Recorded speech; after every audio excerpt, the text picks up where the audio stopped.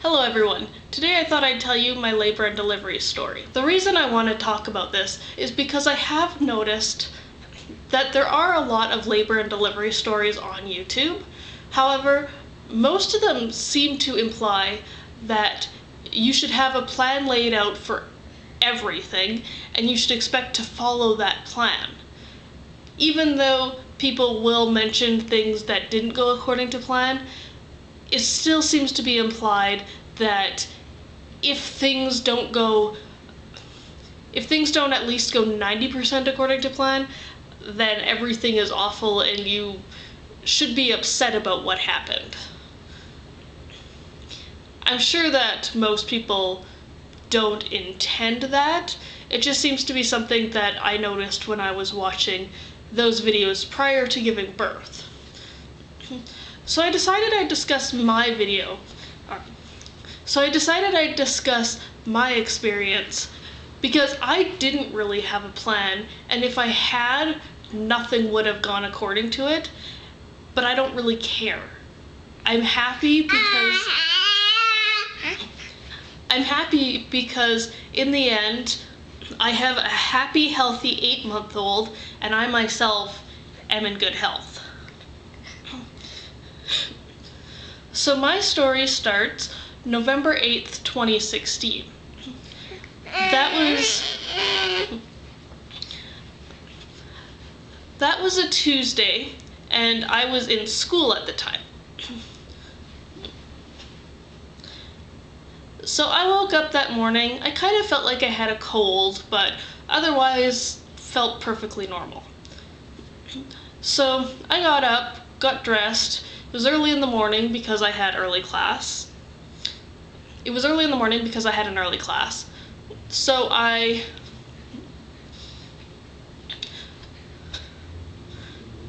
got up, got dressed, and left the house. I was about 15 minutes early when I sat in the classroom. I read a book for a little while, and then my group mates showed up for our group project. So I spent that first class working on my project, and then when that class ended, I ran off to my next class. In that class, I was intending to meet my group mates for another group project. So I met them before class started, again feeling perfectly fine, and then we decided to go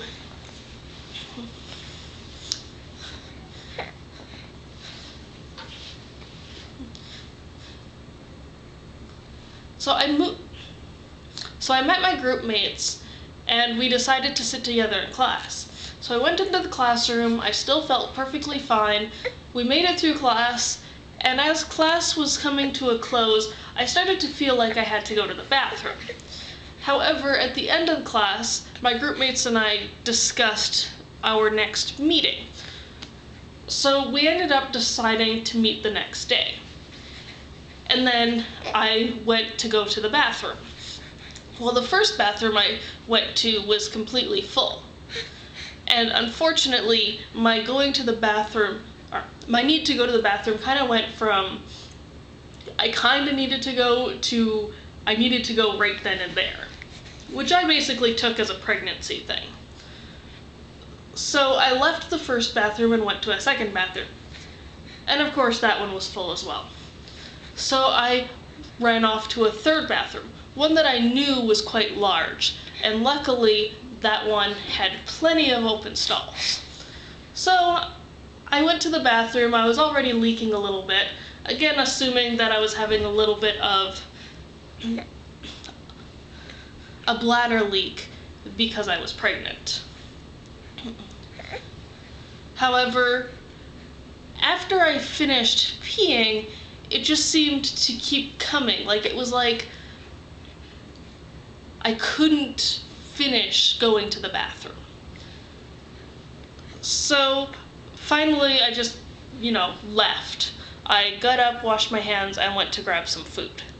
I was complaining to my fiance via text that I seemed to have a bladder leak. Well, his thought was maybe I should go get some pads, which I thought was a good idea. I hadn't actually thought about that.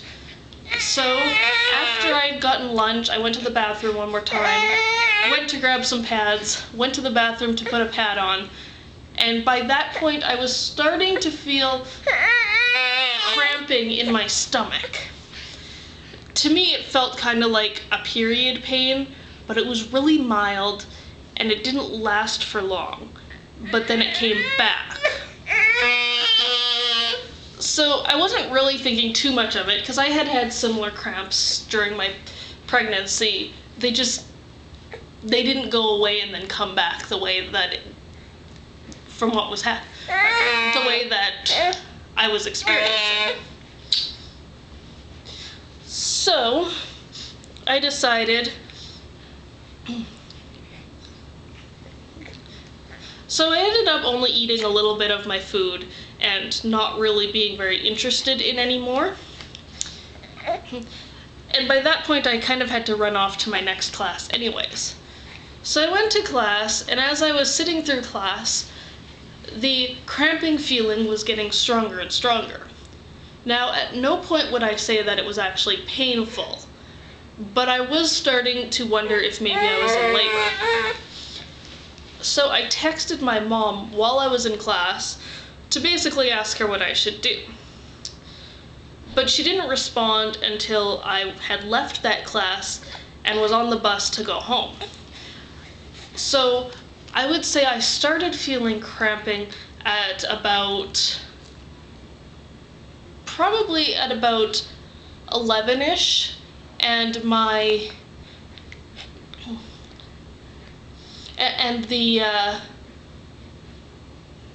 having to go to the bathroom happened at about 10ish. So about 1 hour passed between my water breaking and the contractions starting. Well, at this point, it was about 3:30. So my mom finally responded. I'm on the bus home, and she told me to time the contractions to see how far apart they were. Well, my contractions were 2 minutes apart, and I was on my way home. So of course I had to get a hold of my partner and basically ask him if he could get home right away. Luckily, he was able to. He was just finishing up with work, so he was able to get home a little bit early. By the time I got home, he was already home and trying to put the car seat in the car. Well, of course, I ran in the house and grabbed a few things and said we're going to the hospital. So we get in the car, go to the hospital, and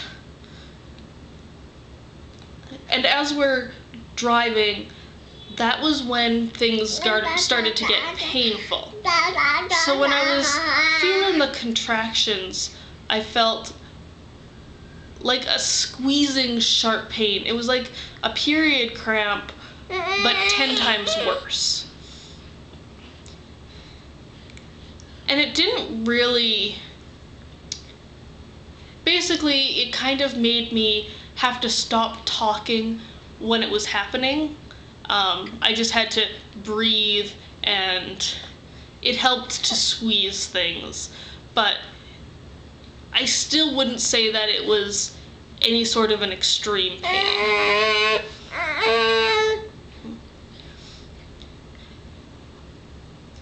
So it probably took 20 minutes to get to the hospital. I went up to the nurse who was basically at this little windowed area and told her I thought I was going into labor, and told her I thought I was in labor. She asked me how far along I was. Well, at the time I was only 35 weeks along, so I shouldn't have been in labor at that point in time.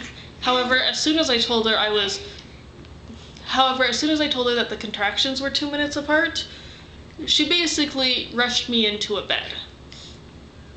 So I was in the bed, and they had to check to make sure that my water actually had broke, which it had. But it kind of felt like I was laying in this bed surrounded by other people for hours. I'm not sure exactly how long it was. It might have been 2 hours, but it felt like it could have been half a day. Because at that point, the pain was bad enough that I didn't want to deal with it.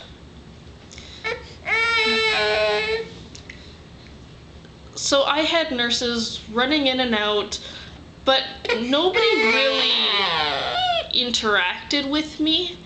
It was a very busy day, so I can kind of understand. But it wasn't until I had been there for probably half an hour before I got the option to breathe, or to use the laughing gas to help numb the pain. And I've heard a lot of people say that it doesn't work. However, for me, it worked wonderfully. And part of me kind of wonders if maybe the reason it doesn't work for some people is they don't breathe it in properly. Sorry about that, somebody had to go down for their nap. Anyways, so I know with marijuana, you won't feel an effect unless you breathe it in properly. And I think that that's probably the same with other drugs. And it would make sense that you'd have to inhale it properly for laughing gas to work. So anyways, I was breathing in the gas, and I was still feeling pain when I would hit the peak of my contraction, but it wasn't the severe pain. It was kind of like it dulled the edges, which was basically what I needed. At one point, a nurse asked me if I wanted any pain medication for the actual labor, and I did tell her that I would like an epidural. But I would say, again, it was probably about 2 hours when I was in that bed. They finally were able to get me in an actual delivery room. So they brought me into the delivery room. They asked me if I could walk there, and they do recommend walking, so I did say yes. However, I don't even think I made it halfway to the delivery room before the nurse had to send my partner to grab a wheelchair for me. So he grabbed a wheelchair, and I was wheeled the rest of the way there. And basically, as soon as I got into the bed, I had involuntary pushing. So before going into labor, I didn't know that there was such thing as involuntary pushing. I figured that pushing was voluntary. Since in movies and everything, they always encourage the woman to push. I figured that that was because you have to do it on purpose. However, there is voluntary and involuntary pushing, and voluntary pushing is usually what happens first. Well, so I was starting to involuntarily push. And of course, one of the nurses immediately tells me to stop, but I told her I couldn't. So they checked my dilation. They had checked my dilation before I had gone into the room, but I wasn't fully dilated yet. However, as soon as they checked my dilation, after I started involuntarily pushing, they realized I was fully dilated. Needless to say, I was unable to get an epidural. You're a little butt.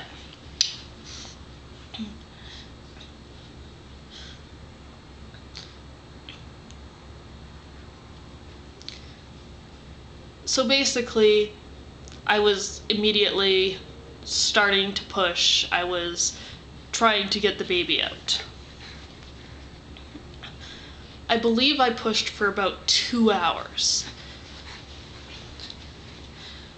She did end up getting stuck, so they had to snip a little bit, but then once they snipped, she came out easily. As soon as she was out, I remember them I remember them putting her on top of me, and I just looked at her and said, "You're beautiful." But they took her off of me really quickly because she was having issues breathing.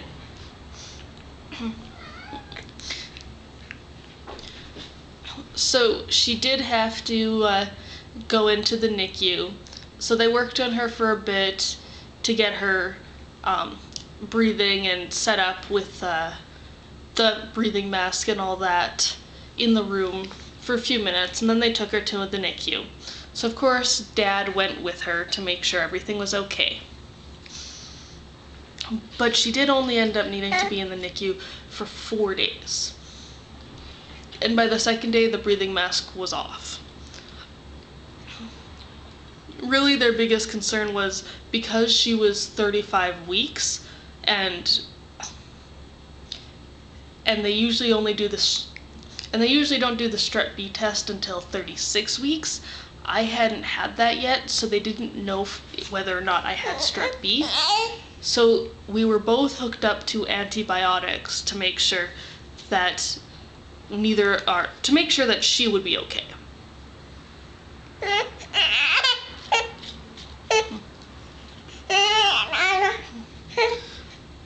But after the 4th day, they decided to send her home, and I had been in the hospital for 3 days because shortly after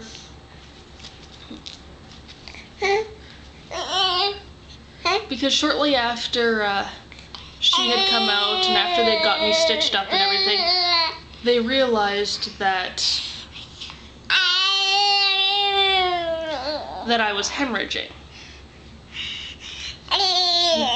So I did have issues with bleeding. When I was in there the 2nd day, there was still the issue, so they kept me in for a 3rd night. However, the next day everything was fine, so I got to go home, and then the next day she got to go home, which was great.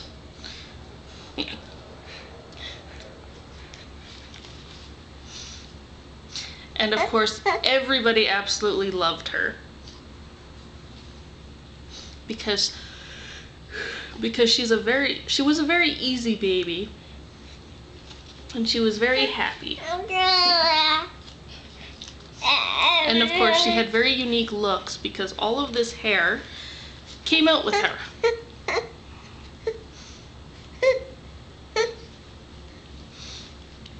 And of course, I was super happy because I gave birth to a super healthy baby, despite her being so early. So that's my labor and delivery story.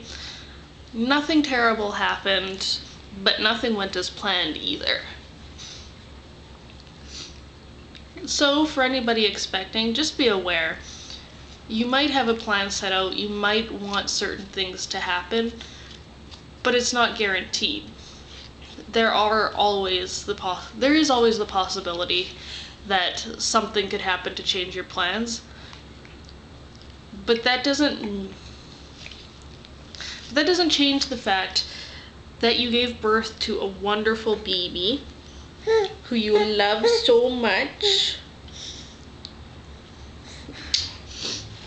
and as long as they're happy and healthy, that's what's important. Thank you for watching my video. If you liked it, please give it a thumbs up, and if you'd like to see other videos, please subscribe, and I will talk to you in my next video.